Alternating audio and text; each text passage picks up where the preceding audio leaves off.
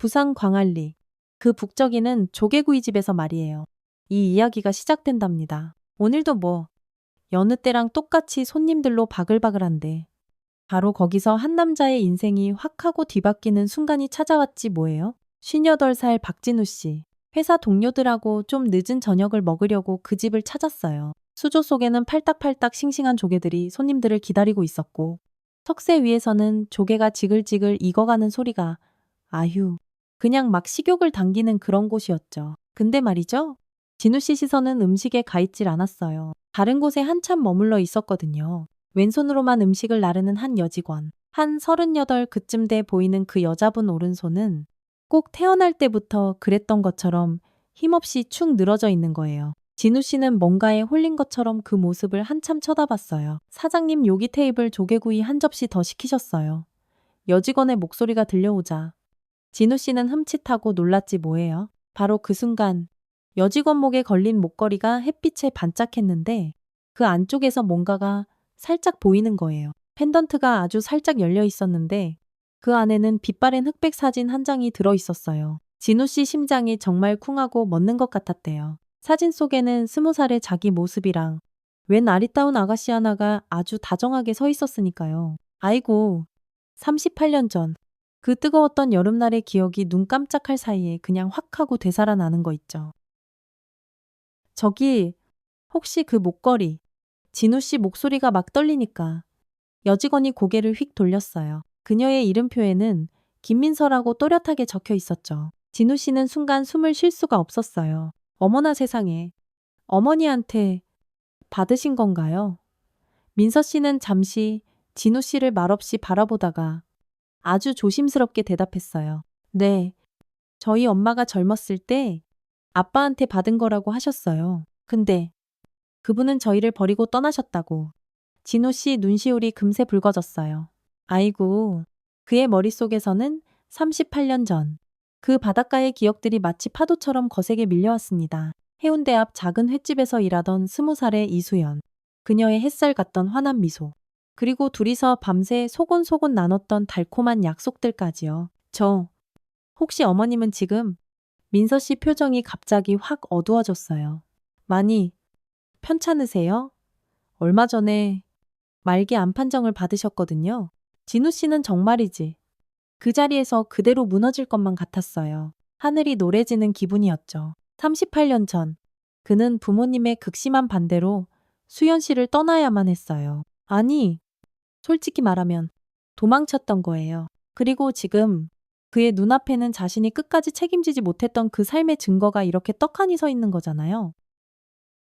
회식 자리는 여전히 시끌벅적했지만 진우 씨 귓가에는 아무것도 들리지 않았어요. 오직 자신의 심장 뛰는 소리만이 쿵쾅쿵쾅 귀를 때렸죠. 이제는 더 이상 도망칠 수 없다는 것을, 아니, 도망쳐서는 절대로 안 된다는 것을 마음속 깊이 깨달았습니다. 민서 씨는 다른 테이블로 향했고 진우 씨는 그녀의 뒷모습을 멍하니 바라보았어요. 불편해 보이는 오른손, 힘겹게 접시를 나르는 그 모습, 그리고 목에 걸린 그 낡은 목걸이까지.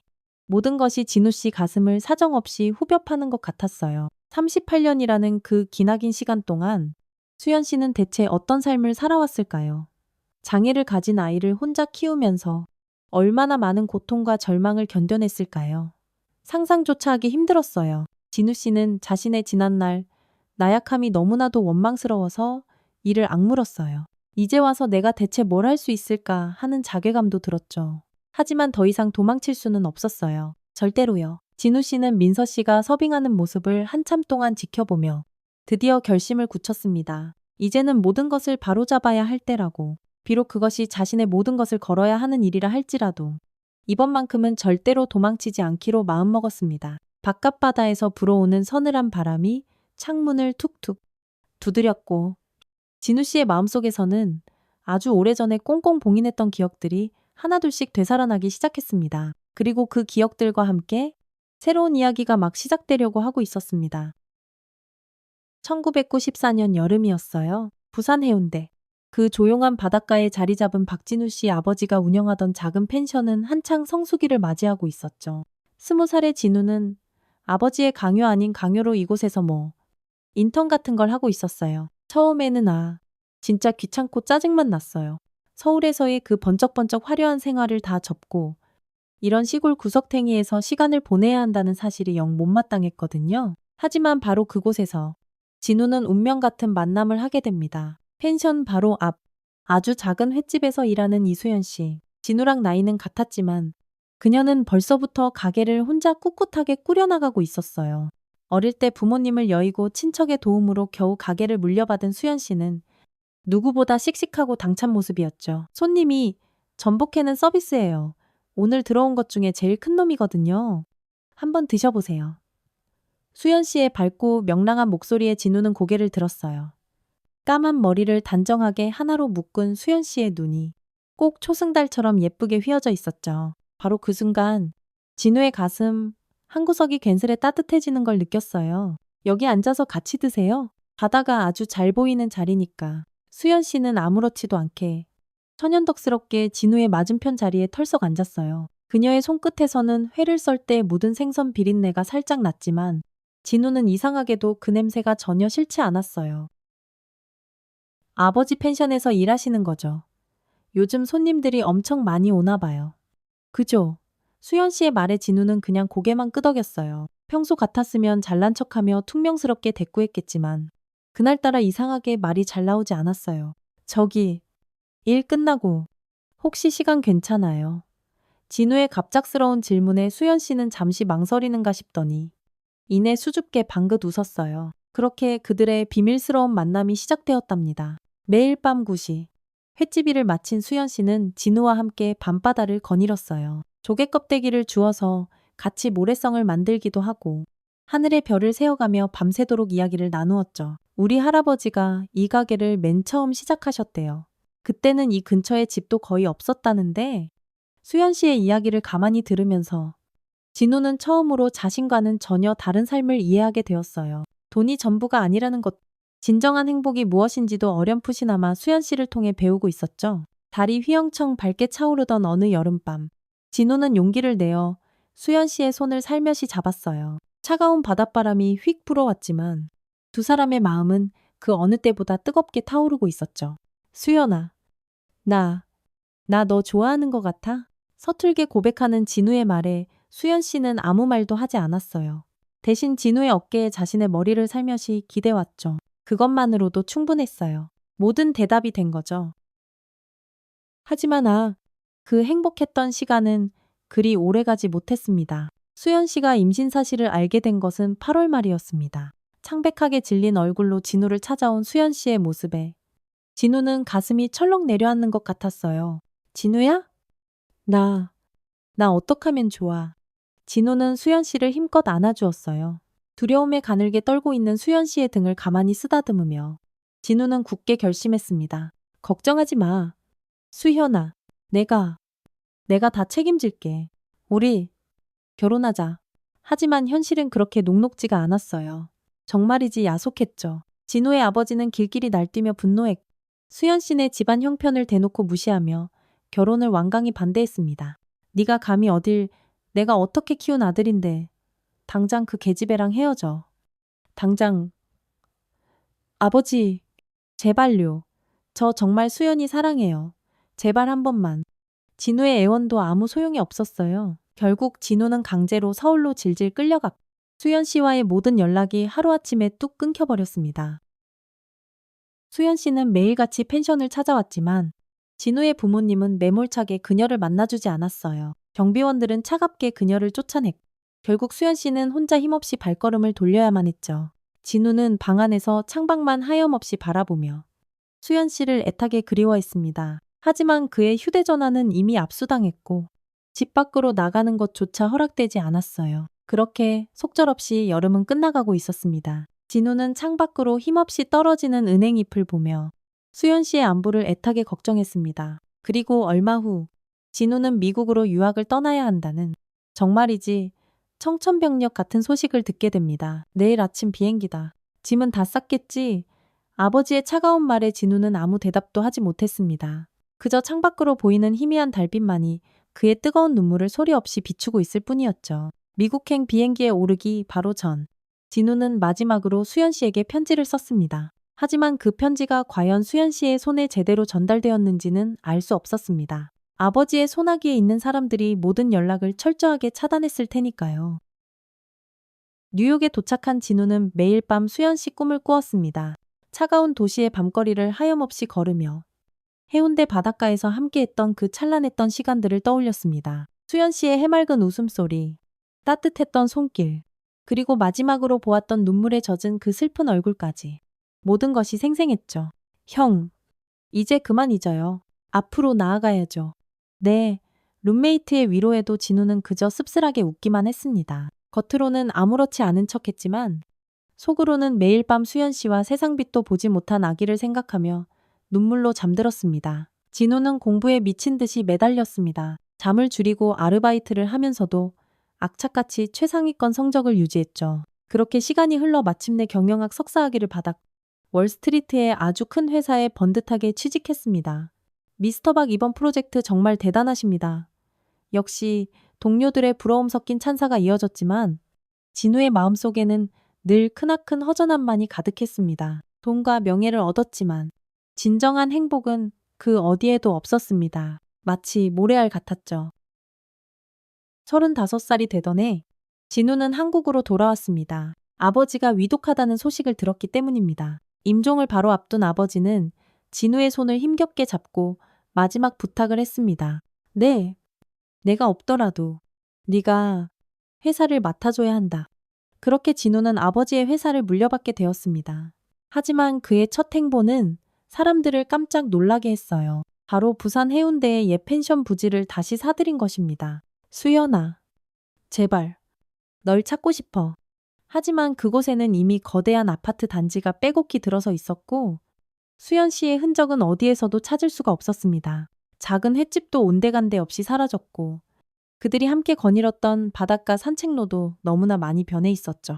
그렇게 또다시 20년이라는 긴 세월이 속절없이 흘러 우연히 찾은 광안리의 어느 조개구이 집에서 진우는 운명처럼 민서 씨를 만나게 된 것입니다. 그리고 그토록 듣고 싶지 않았던 수연 씨의 안타까운 소식도 듣게 되었죠. 어머니는 저를 키우시느라 너무 고생만 하셨어요. 오른손이 불편한 저를 혼자 키우시면서 민서 씨의 이야기를 들으며 진우의 가슴은 정말이지 찢어질 듯 아팠습니다. 수연 씨는 홀로 장애를 가진 아이를 키우며 온갖 고초를 다 겪었고 결국에는 알코올 중독에까지 이르렀다고 했습니다. 지금은 대학병원에 입원해 계세요. 말기암이래요. 민서 씨의 말에 진우는 그 자리에서 벌떡 일어났습니다. 더 이상 망설일 시간이 없었습니다. 이제라도 그들을 위해 무언가를 해야만 했습니다. 민서야. 나는 사실 떨리는 목소리로 진우는 자신이 민서 씨의 아버지라는 그 엄청난 사실을 밝혔습니다. 민서 씨는 처음에는 믿지 않았습니다. 그럴 만도 했죠. 갑자기 나타나서 아버지라니 얼마나 황당했겠어요. 하지만 진우가 들려주는 그 옛날 이야기들 그리고 목에 걸린 목걸이 그 속에 담긴 낡은 흑백 사진이 모든 것을 남김없이 증명해 주었습니다.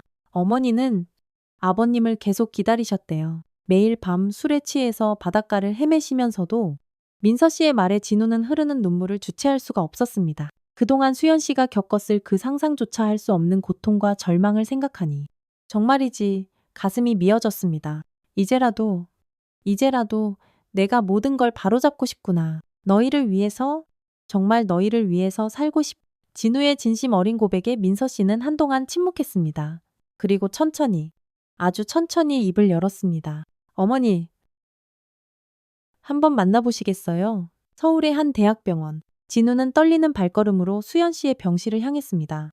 민서 씨가 앞장서서 걸으며 길을 안내했지만 38년 만에 재회를 바로 눈앞에 둔 진우의 마음은 천갈래만 갈래로 복잡했습니다. 엄마, 오늘 기분은 좀 어때? 민서 씨가 병실 문을 살며시 열자 창가에 힘없이 누워있는 수연 씨의 모습이 보였습니다. 새하얀 병실 침대 위에서 수연 씨는 너무나도 작고 여위어 보였습니다. 한때 해운대 바닷가의 햇살처럼 밝게 빛나던 그녀의 모습은 온데간데 없었습니다. 어이구, 우리 딸 왔어. 오늘은 누가 같이 왔네. 수연 씨의 목소리는 무척이나 힘이 없었지만 딸을 부르는 그 음성만큼은 따뜻했습니다. 진우는 그 자리에 우두커니 서서 시간이 야속하게도 너무나 많이 흘러가 버린 수연 씨의 모습을 그저 바라볼 수밖에 없었습니다. 수연아. 진우의 떨리는 목소리에 수연 씨는 아주 천천히 고개를 돌렸습니다. 그녀의 눈이 믿을 수 없다는 듯이 커졌고 마른 입술이 살짝 벌어졌습니다. 진우, 제이, 당신, 맞아요. 수연 씨의 눈에서 뜨거운 눈물이 주르륵 흘러내렸습니다. 진우는 그대로 수연 씨의 침대 곁으로 다가가 풀썩 무릎을 꿇었습니다. 미안해. 수연아. 정말, 정말 미안해. 진우의 거듭된 사과에 수연 씨는 힘없이 고개를 저었습니다. 그녀의 마르고 거친 손이 천천히 들어 올려져 진우의 얼굴을 더듬었습니다. 이거 꿈인가? 내가 술김에 또 헛것을 보나? 아니에요. 엄마, 진짜 아빠 맞아요. 민서 씨가 다가와 수연 씨의 손을 꼭 잡았습니다. 수연 씨는 그제야 이것이 현실임을 깨달은 듯 놀란 표정을 지었습니다. 왜 이제야 왔어요? 왜? 수연 씨의 목소리에는 원망보다 더 깊은 슬픔이 묻어 있었습니다. 진우는 그동안의 이야기를 아주 천천히 감내리켜 하나도 빼놓지 않고 들려주었습니다. 미국으로 강제로 끌려가서 보냈던 그 외롭고 힘들었던 시간들. 그리고 한국으로 돌아와서도 애타게 수연 씨를 찾지 못했던 그 절망적인 날들까지 모두요. 그래도 우리 민서가 이렇게 예쁘고 바르게 잘 자라줬네요. 수연 씨의 말에 진우는 고개를 들었습니다. 민서 씨는 조용히 방을 나가며 두 사람만의 시간을 만들어 주었습니다. 수연아, 이제라도 내가 너희를 책임지고 싶. 치료비도 내가 다 댈게. 뭐든지 할게. 이제 와서요. 수연 씨의 날카로운 한마디에 진우는 순간 말문이 턱 막혔습니다. 하지만 수연 씨의 다음 말에 그는 놀라지 않을 수가 없었습니다. 그래도 기다린 보람이 있네요. 우리 민서 아빠가 이렇게 훌륭한 사람이었다는 걸 이제라도 알게 되어서 수연 씨의 눈에서 또다시 눈물이 하염없이 흘러내렸습니다. 진우는 조심스럽게 그 눈물을 닦아주었습니다. 이제부터라도 수연 씨 치료랑 우리 민서 미래를 위해서 내가 최선을 다할게요. 제발, 제발 나를 용서해줘요. 수연 씨는 잠시 생각에 잠기더니 이내 작게 고개를 끄덕였습니다. 그리고 힘겹게 입을 열었습니다. 사실 난 진우 씨를 한 번도 미워한 적 없어요. 그저 우리 민서가 아빠 사랑 한 번 제대로 못 받고 자란 게 그게 너무 안타깝고 가슴 아팠을 뿐이에요. 수연 씨의 말에 진우의 눈에서도 참았던 눈물이 폭포수처럼 쏟아져 내렸습니다. 그는 수연 씨의 마른 손을 두 손으로 꼭 잡았습니다. 앞으로는 제가 우리 민서한테 정말 좋은, 진정한 아버지가 되도록 최선을 다할게요. 그러니까 수연 씨도 제발 포기하지 말고 치료 꼭 받아줘요. 네. 하지만 수연 씨의 얼굴에는 이미 깊은 체념의 빛이 어려 있었습니다. 그녀는 힘겹게 희미한 미소를 지으며 말했습니다. 너무 늦었어요. 이미 암이 온몸에 다 퍼졌대요. 하지만 진우 씨가 이렇게 마지막이라도 와준 것만으로도 나는 정말 감사해요. 진우는 그날부터 매일 병원을 찾았습니다. 회사 일은 부사장에게 전부 맡기고 오로지 수연 씨와 민서 씨를 위해서만 시간을 보냈습니다. 엄마, 오늘은 컨디션 좀 괜찮아지셨어요. 민서 씨는 매일 병실에서 정성껏 수연 씨를 간호했습니다. 그녀의 불편한 오른손으로도 야무지게 어머니를 돌보는 그 모습에 진우는 가슴 한구석이 아려왔습니다. 민서야, 이제 아빠가 할게. 넌 좀 쉬어. 처음에는 한없이 어색했던 진우의 존재가 시간이 지나면서 조금씩 자연스러워졌습니다. 수연 씨의 머리를 곱게 빗겨주고 굳어있는 손발을 주무르며 진우는 그동안 하지 못했던 보살핌을 조금이나마 전했습니다. 진우 씨, 우리 민서 손 정말 미안해요. 수연 씨는 자주 민서 씨의 오른손을 물끄러미 바라보며 눈물을 글썽였습니다. 선천적 장애로 태어난 민서 씨의 오른손은 수연 씨에게 평생의 가장 큰 아픔이자 죄책감이었습니다. 다 내 잘못이에요? 다 내 잘못. 임신했을 때 내가 너무 무리했나 봐요. 무거운 생선 상자를 매일같이 나르고 진우는 수연 씨의 말을 황급히 가로막았습니다. 그만해요. 수연 씨, 당신 잘못 아니에요. 절대로. 다 내 잘못이지. 병실 창너머로 붉은 석양이 아름답게 물들어갔습니다. 진우는 수연 씨의 말은 손을 더욱 꼭 잡았습니다. 지난번에 말씀하신 대로 민서 위에서 재활병원 여러 군데 알아봤어요. 요즘 새로운 치료법도 많이 나왔다고 하니. 하지만 수연 씨는 힘없이 고개를 저었습니다. 이제 와서 그런 걸 바라지는 않아요. 그저 우리 민서가 앞으로 행복하게 살았으면 그거면 돼요. 진우는 수연 씨의 깊은 눈빛에서 끝없는 모성을 보았습니다. 그토록 힘들고 고통스러운 시간을 보내면서도 딸을 위한 그 애틋한 마음만은 단 한순간도 변함이 없었습니다. 엄마, 내일은 바다에 한번 다녀오고 싶다고 하셨죠. 민서 씨가 병실로 들어오며 조용히 말했습니다. 수연 씨의 눈이 순간 반짝였습니다. 그래? 마지막으로 바다를 한번 보고 싶구나. 진우는 곧바로 의사와 상담했습니다. 수연 씨의 상태가 많이 좋지 않았지만 의사는 짧은 외출을 조심스럽게 허락했습니다. 다음 날 아침, 세 사람은 부산 바닷가로 향했습니다. 진우는 휠체어를 직접 밀며 예전에 수연 씨와 함께 걸었던 바로 그 해운대 바닷가로 그녀를 모셨습니다. 여기, 우리가 처음 만났던 곳이네요. 수연 씨의 목소리가 가늘게 떨렸습니다. 바닷바람이 그들의 머리카락을 부드럽게 흩날렸고 끼룩끼룩 갈매기 소리가 저 멀리서 아련하게 들려왔습니다. 그때 진우 씨가 처음으로 내 손을 잡았죠. 그날처럼 발이 참 밝았는데 수연 씨의 말에 진우는 또다시 눈시울이 붉어졌습니다. 민서 씨는 그저 조용히 두 사람을 안타까운 눈으로 바라보았습니다. 수연아, 우리 다시 시작하고 싶어요. 이번에는 정말 제대로. 하지만 수연 씨는 그저 희미하게 미소만 지었습니다. 그녀의 얼굴은 창백했지만 어딘가 모르게 무척 평화로워 보였습니다. 이제 됐어요? 진우 씨가 이렇게 와준 것만으로도, 우리 민서가 이제라도 아버지를 찾은 것만으로도 나는 수연 씨의 목소리가 점점 더 작아졌습니다. 진우는 수연 씨의 어깨에 자신의 재킷을 조용히 걸쳐주었습니다. 우리 이제 그만 들어가요. 날씨가 점점 추워지는 것 같아요. 그날 밤 수연 씨는 아주 평화로운 얼굴로 깊은 잠에 빠졌습니다. 그리고 다음날 새벽 아주 조용히 세상을 떠났습니다. 병원 장례식장에는 싸늘한 바람만이 감돌았습니다. 수연 씨의 영정 사진 속 환한 미소가 슬픔에 잠긴 문상객들을 맞이했습니다. 진우는 상주 자리에 망연자실 앉아 고개를 깊이 숙인 채 미동조차 하지 않았습니다. 아버님, 조문객들이 오셨습니다. 민서 씨의 목소리에 진우는 아주 천천히 고개를 들었습니다. 그의 두 눈은 핏발이 서서 붉게 충혈되어 있었습니다. 밤새도록 눈물을 흘렸지만 이제는 더 이상 눈물조차 나오지 않았습니다. 죄송합니다. 제가 조금만 더 일찍 왔더라면. 진우의 떨리는 목소리를 민서 씨가 다정하게 막았습니다. 이제 그만하세요. 아버님, 어머니도 아버님을 원망하지 않으셨잖아요. 장례는 3일장으로 조용히 치러졌습니다. 수연 씨의 마지막 가는 길에는 그녀가 일하던 광안리 조개구이집 사람들도 모두 찾아와 슬픔을 함께했습니다. 우리 사장님이 얼마나 착하고 좋은 분이었는지 우리 모두 절대로 잊지 못할 거예요. 동료들의 진심 어린 말에 민서 씨는 그저 고개를 숙였습니다. 수연 씨는 마지막 순간까지도 모든 이에게 사랑받는 따뜻한 사람이었습니다. 화장을 마치고 바다에 유골을 뿌리는 날, 하늘은 유난히 맑고 푸르렀습니다. 진우는 민서 씨의 손을 꼭 잡고 하염없이 바다를 바라보았습니다. 어머니가 항상 그러셨어요. 언젠가는 이 바다로 다시 돌아가고 싶다고.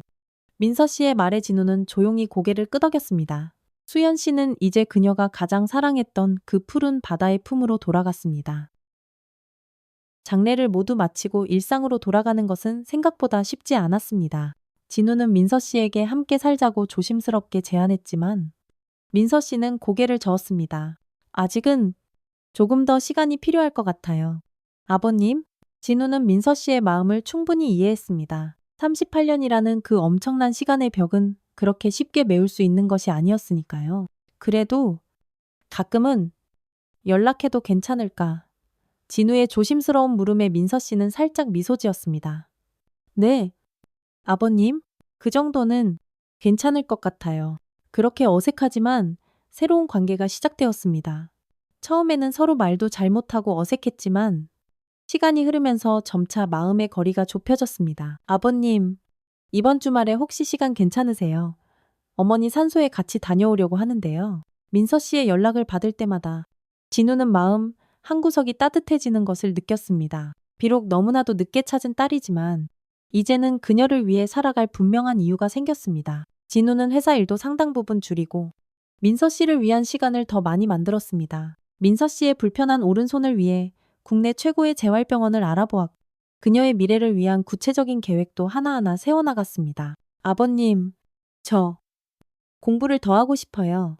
재활치료사가 되고 싶거든요. 민서 씨의 말에 진우는 기쁜 마음으로 고개를 끄덕이며 동의했습니다. 어머니처럼 다른 아픈 이들을 돕고 싶다는 민서 씨의 그 예쁜 꿈이 너무나도 자랑스러웠습니다. 사계절이 몇 번이고 바뀌고 진우와 민서 씨의 관계는 더욱 깊어졌습니다. 매주 주말이면 함께 바닷가를 찾아 수연 씨의 이야기를 나누었고 서로의 삶을 조금씩 이해하게 되었습니다. 아버님, 오늘은 제가 저녁 한번 해볼게요. 민서 씨는 왼손만으로도 아주 능숙하게 칼을 다루었습니다. 진우의 집 주방에서 두 사람은 함께 웃으며 저녁을 준비했습니다. 불편한 오른손이 있음에도 불구하고 민서 씨는 놀라울 정도로 요리를 잘했습니다. 어머니가 늘 가르쳐 주셨어요. 한 손이라도 뭐든지 다 할 수 있다고요. 진우는 식탁을 정갈하게 준비하며 그런 민서 씨를 대견하게 바라보았습니다. 수연 씨의 그 강인함이 고스란히 딸에게 이어진 것 같았습니다. 아버님은 요리를 전혀 못하시네요. 보니까 민서 씨의 장난스러운 핀잔에 진우는 멋쩍게 웃었습니다.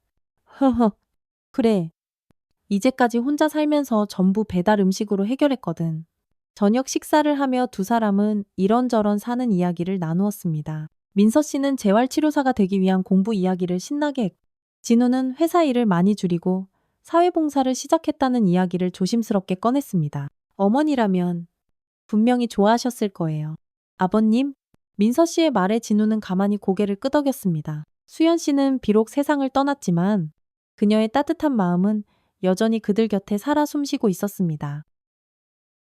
민서야, 이제 우리 집으로 이사 오는 건 어떨까? 진우의 아주 조심스러운 제안에 민서 씨는 잠시 생각에 잠겼습니다. 그동안 혼자 살던 그 작은 원룸을 떠나 새로운 시작을 한다는 것은 그녀에게도 아주 큰 결정이었습니다. 아직은 조금만 더 시간이 필요할 것 같아요. 진우는 민서 씨의 마음을 이해했습니다. 서두르지 않고 천천히, 아주 천천히 진짜 가족이 되어가는 것. 그것이 아마도 수연 씨가 진정으로 원했던 모습일 것입니다. 다음 날, 진우는 회사에서 아주 중요한 결정을 내렸습니다. 장애인 고용을 대폭 확대하고 재활시설 지원을 위한 새로운 사업 부서를 만들기로 한 것입니다. 회장님, 갑자기 이런 결정을 하시게 된 특별한 이유라도 있으신 겁니까? 부사장의 의아한 질문에 진우는 잠시 창밖을 바라보았습니다. 이제야 진정으로 중요한 것이 무엇인지 조금은 알게 된 것 같습니다. 퇴근 후 진우는 수연 씨의 산소를 찾았습니다. 바다가 시원하게 내려다 보이는 양지바른 납골당에는 따스한 저녁 햇살이 부드럽게 비치고 있었습니다. 수연아, 우리 민서가 참 대단한 아이구나. 당신을 똑 닮아서 그런가 봐. 진우의 눈시울이 또다시 뜨겁게 붉어졌습니다.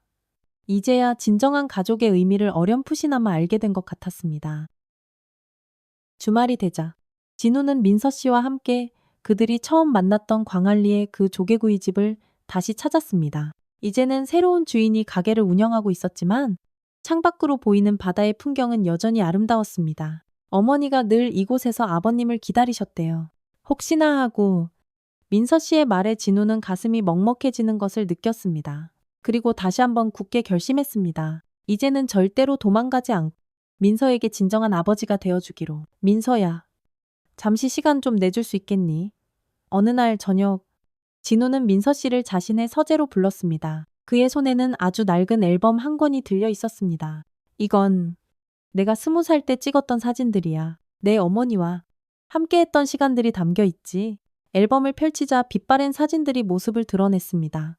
젊은 시절의 수연 씨가 햇살처럼 환하게 웃고 있었고 그 옆에 진우도 더없이 순수한 미소를 짓고 있었습니다. 어머니가 정말 아름다우셨네요. 민서 씨는 사진을 한 장 한 장 넘기며 감탄했습니다. 진우는 각각의 사진에 담긴 소중한 이야기들을 하나씩 들려주었습니다. 이 사진은 우리가 처음 만난 날이야. 내 어머니가 서비스로 내어준 그 전복회가 어찌나 맛있던지. 그 맛을 잊지 못해 또 찾아갔었지. 추억을 나누는 동안 진우의 눈시울은 촉촉하게 젖어들었습니다. 민서 씨는 그런 아버지의 손을 조용히 그리고 따뜻하게 잡아주었습니다. 이제는 제가 아버님 곁에서 든든한 딸이 되어드릴게요. 진우는 고개를 들어 민서 씨를 바라보았습니다. 딸의 깊은 눈빛에서 그리운 수연 씨의 모습이 아른거렸습니다. 다음 날, 진우는 회사에서 새로운 프로젝트를 발표했습니다. 바로 장애인들을 위한 전문 재활센터를 설립하는 것이었습니다. 이 센터는 단순히 치료만 하는 재활시설이 아닙니다. 이곳을 찾는 모든 분들이 새로운 삶을 시작하는 희망의 공간이 될 것입니다. 직원들은 진우의 완전히 달라진 모습에 적잖이 놀랐습니다. 한때는 피도 눈물도 없는 냉정한 사업가로 불렸던 그가 이제는 따뜻한 미소를 지으며 사회 공헌을 열정적으로 이야기하고 있었으니까요. 아버님, 정말 멋진 계획이에요. 민서 씨의 눈은 기쁨과 감동으로 반짝였습니다. 그녀는 이제 곧 재활치료사 공부를 마치고 아버지의 그 센터에서 일하게 될 것입니다. 우리 같이 한번 잘해보자꾸나. 네가 가진 그 소중한 경험이 다른 많은 이들에게 아주 큰 힘과 용기가 될 거야. 진우의 말에 민서 씨는 힘차게 고개를 끄덕였습니다. 불편한 오른손의 한계를 이겨내고 자신만의 길을 꿋꿋하게 걸어온 그녀였기에 누구보다 환자들의 아픈 마음을 깊이 이해하고 공감할 수 있을 것입니다.